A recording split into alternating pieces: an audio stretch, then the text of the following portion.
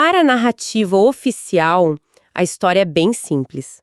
O Coyote Tango é uma peça de museu, um Mark I lá dos primeiros dias da Guerra Kaiju. Sim, a versão que todo mundo conhece.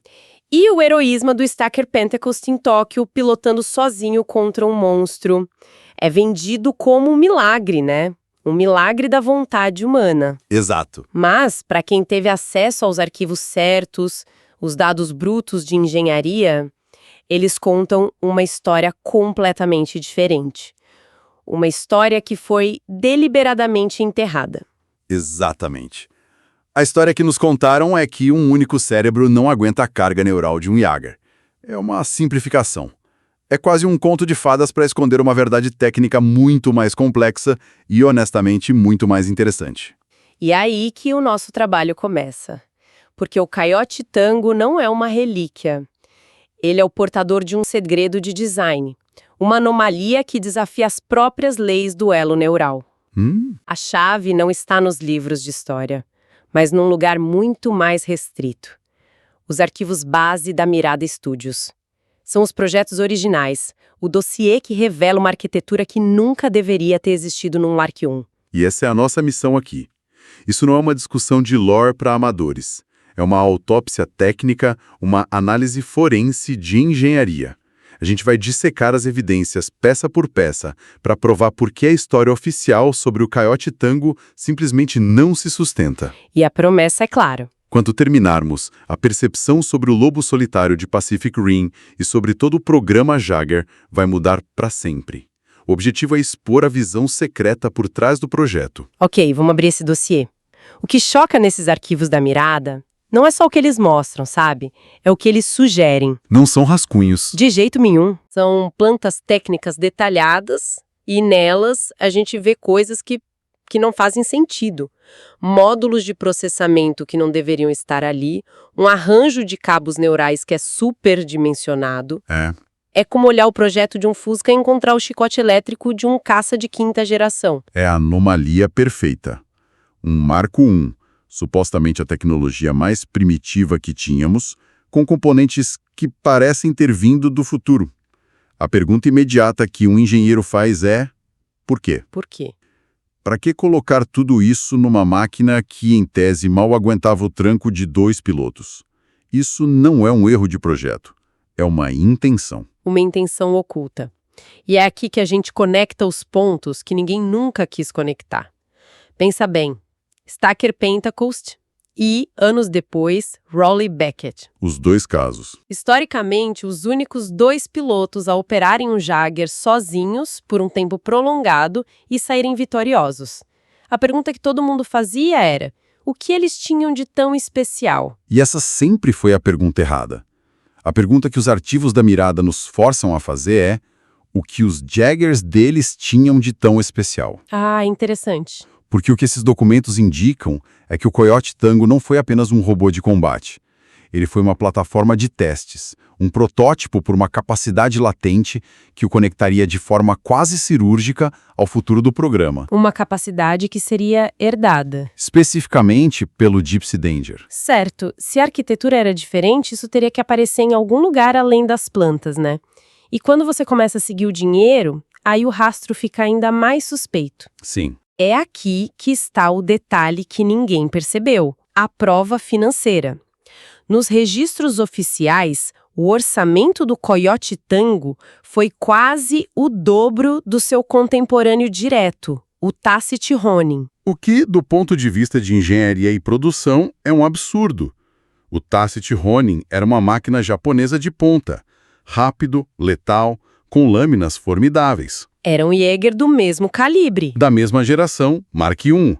Então, a questão que vale milhões é: onde foi parar todo esse dinheiro extra?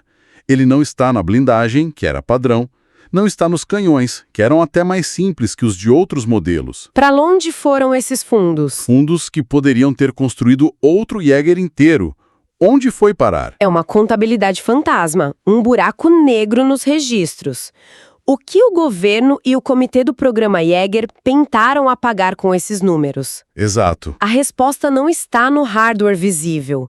Está no que eles estavam desenvolvendo em segredo. E a resposta está em quem comandava o projeto. O investimento maciço não foi em poder de fogo, mas num sistema experimental.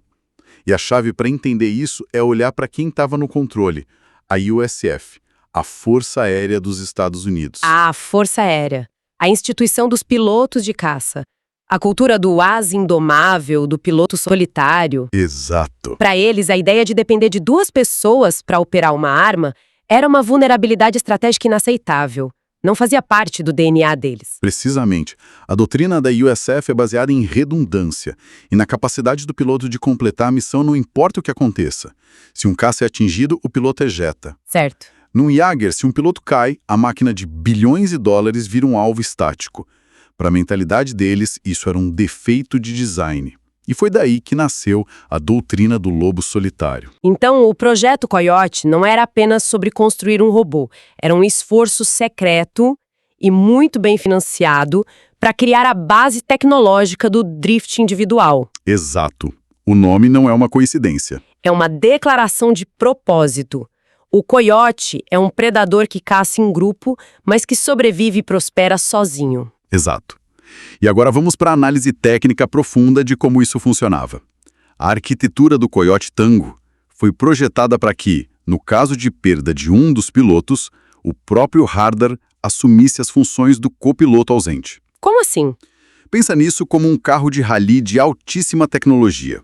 Normalmente você tem o piloto e o navegador. Se o navegador desmaia, esse sistema experimental transforma o painel do carro num copiloto de inteligência artificial. Uau! Ele lê os reflexos, a intenção e os impulsos neurais do piloto para prever a próxima curva e otimizar o desempenho. O piloto não está mais dirigindo sozinho. A própria máquina se tornou o parceiro dele. Então, o sistema usava o sistema nervoso do piloto sobrevivente como uma ponte de dados, redistribuindo a carga neural para que o hardware compensasse a ausência do segundo cérebro. Justamente. Peraí, então o que aconteceu com o Pentáculo em Tóquio? Aquilo não foi um milagre da força de vontade dele? Não foi um milagre, foi o sistema funcionando. Um sistema incompleto, experimental e perigosíssimo, mas funcionando. Ele sobreviveu por causa da máquina. Pentáculos não sobreviveu apesar da máquina. Ele sobreviveu por causa dela. Foi o teste de campo bem-sucedido de uma teoria radicão. Ele foi levado ao limite absoluto. A carga quase o matou, mas a arquitetura secreta do Coyote o manteve de pé. Aquela vitória? Aquela vitória não provou apenas que um homem podia ser forte. Provou que a teoria da USAF era viável. E uma tecnologia tão cara e revolucionária não ia morrer com o Mark I. Esse código genético experimental. Ele foi passado adiante, o que nos leva, inevitavelmente, ao Gypsy Danger. Exatamente. Isso finalmente explica como o Raleigh conseguiu pilotar sozinho depois da morte do irmão. Não foi só raiva e vontade. Não. O sistema do Gypsy já tinha essa herança, essa capacidade latente. Exatamente. Gypsy Danger herdou essa mesma arquitetura fundamental. E essa revelação lança uma luz completamente nova sobre um dos momentos mais críticos e mal interpretados de toda a história do programa. O incidente de Makumori. Certo. Vamos para esse momento. A cena que todo mundo lembra, mas que talvez nunca tenha visto por esse ângulo. O primeiro teste da Mako no Gypsy. Sim, ela entra no drift, se conecta com o rally e de repente ela está perdida na memória da infância, o Chasing the Rabbit. O Jaeger começa a se ativar sozinho, o alarme dispara. E o canhão de plasma começa a carregar dentro do Shatterdome. Exato! A versão oficial é que foi uma falha humana, um erro catastrófico. Essa é a versão da assessoria de imprensa. A verdade baseada na herança tecnológica do Coyote é muito mais lógica. Quando a Mako se conectou e a carga emocional da memória dela atingiu o pico, o sistema do Gypsy fez uma leitura em tempo real. Uma leitura? Ele detectou que, naquele instante, ela possuía uma compatibilidade e uma capacidade de carga neural altíssimas, talvez até superiores às do Raleigh. O que aconteceu a seguir não foi uma falha. O que aconteceu então, se não foi um erro, foi o quê? O sistema ativou o protocolo Lobo Solitário. Ah... Não foi um defeito, foi uma otimização de emergência. O sistema interpretou a sobrecarga da Mako não como um erro, mas como um pico de potencial. Ele colocou o piloto principal, o Raleigh, temporariamente em segundo plano. E entregou o comando total a ela. Exato. ao piloto que naquele momento apresentava maior capacidade de carga e foco. A máquina não se descontrolou.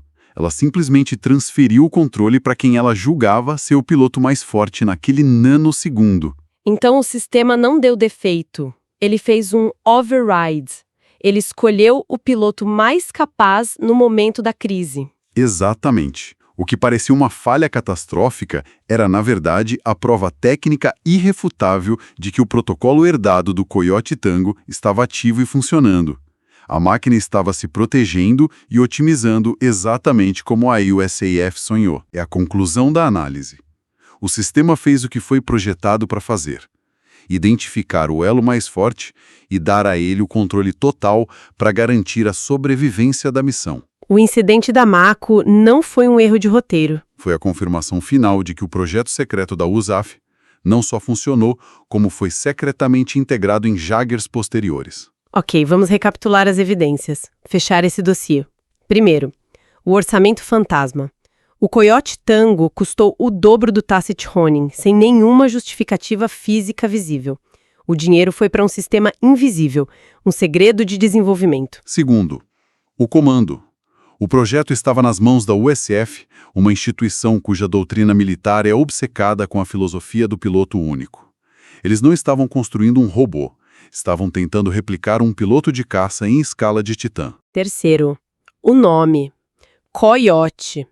O caçador solitário por natureza, o sobrevivente.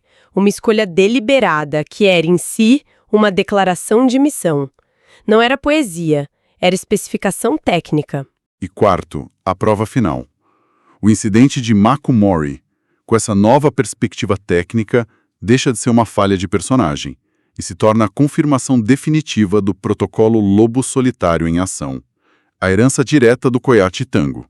São muitos pontos conectados numa linha reta e lógica para serem só coincidências.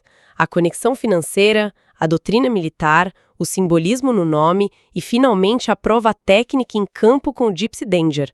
É muita coisa. Com base na profundidade dos arquivos da mirada e nessa cadeia de evidências, a conclusão é inevitável.